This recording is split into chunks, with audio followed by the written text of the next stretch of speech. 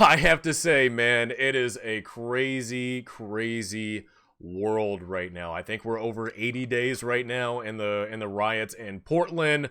We are now in the chaos of what's happening in Kenosha, and I don't know where it's going to stop. I have no idea when it's going to stop. I have no idea what is going to be the thing that actually ends the chaos that's happening right now. So, yeah, man, as a business owner, as somebody that's in Kenosha and everything that's kind of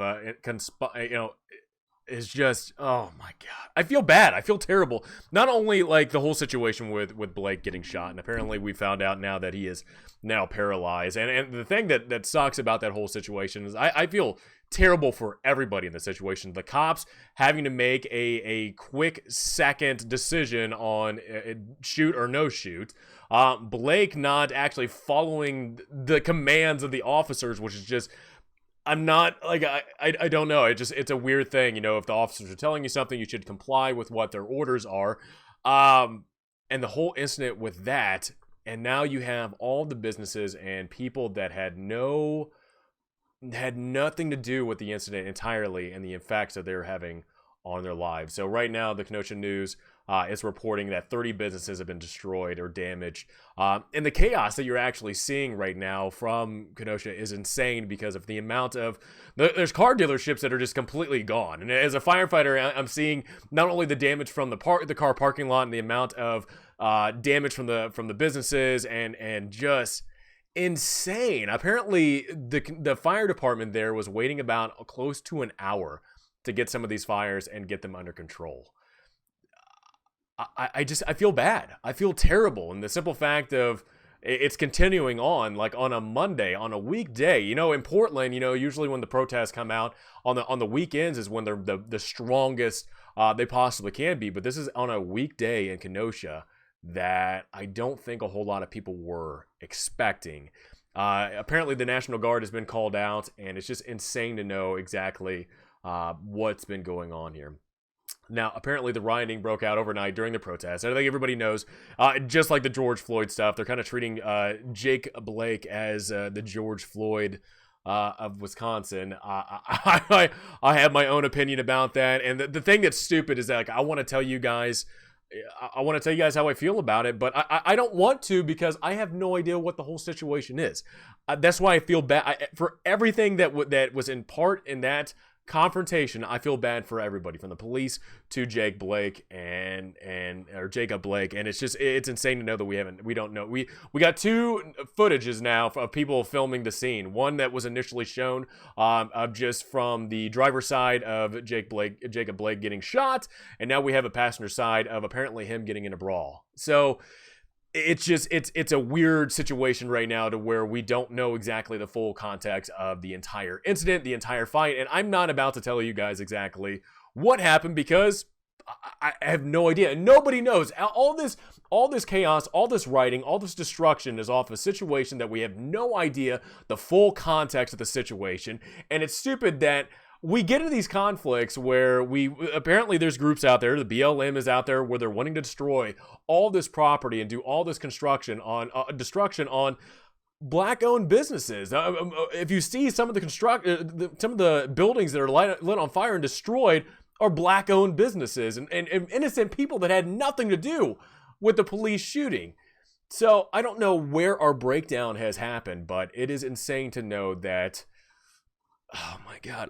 I'll tell you right now, I think the closer we get to the election day is something that we're going to be seeing just intensify more and more. And to see this in Kenosha of how intense it is and on a Tuesday, or I mean, that was on a Monday, on Tuesday night, hell, tonight, who knows how bad it's going to be, but it's insane to know that I just feel bad for these innocent people that are getting caught up in the crossfire. And we'll kind of get into another thing as well, where when it comes to BLM, apparently they're trying to intimidate people in a restaurant, trying to get people to raise their fists in solidarity with their movement, which I'll say this right now.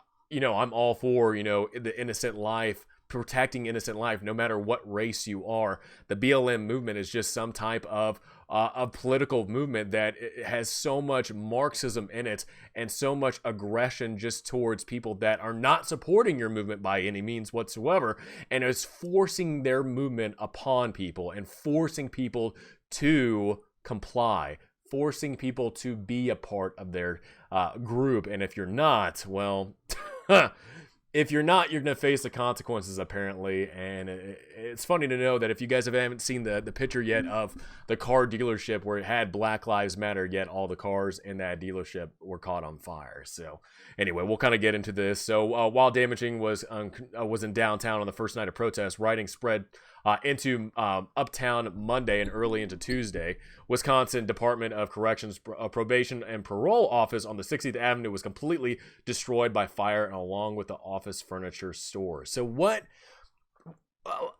did the furniture store have to do with it? What did the people that own that furniture store have anything to do with it? Like, it's just insane to know that we have come to this point where we just want to destroy. We've been wronged in some way. We have the feelings of being wronged in some way. So what we're going to do is we're going to take it down to the community. Like, I'm assuming these people, everybody lives in this area that's doing this construction. I'm assuming, like, sometimes, in Ferguson, you had people that were, coming out of state or coming from other different states, destroying Ferguson, and people that lived in Ferguson, like, we live here. What are you guys doing? So I don't know if that's the exact same thing that's happening in this town, but I'm assuming that people actually live in this town. And I'm not understanding destroying your own town because of an incident that we still have no idea whatsoever actually happened.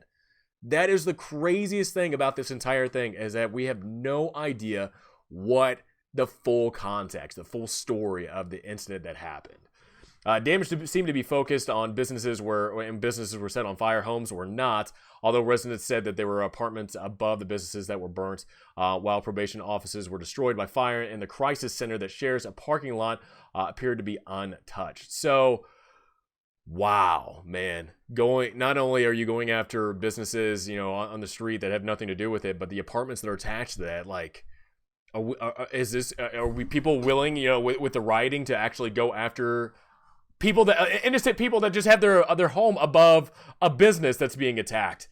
It's just insane to know. And apparently, so the firefighter was saying, we have no idea. There's too many buildings right now that it's just unconfirmed right now of how many structures were being burnt.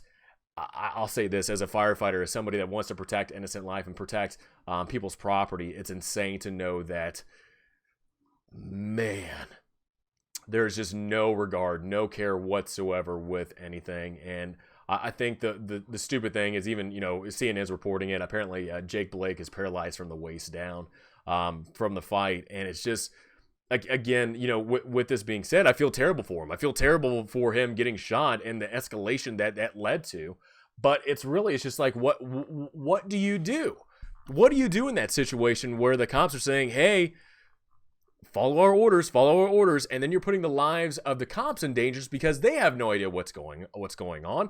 They don't know if he has a weapon. They don't know if he's going into his car to get a weapon. They have no idea. And again, we still don't even know exactly what the hell happened. And even if we don't know exactly what the hell happened, people are still destroying a town.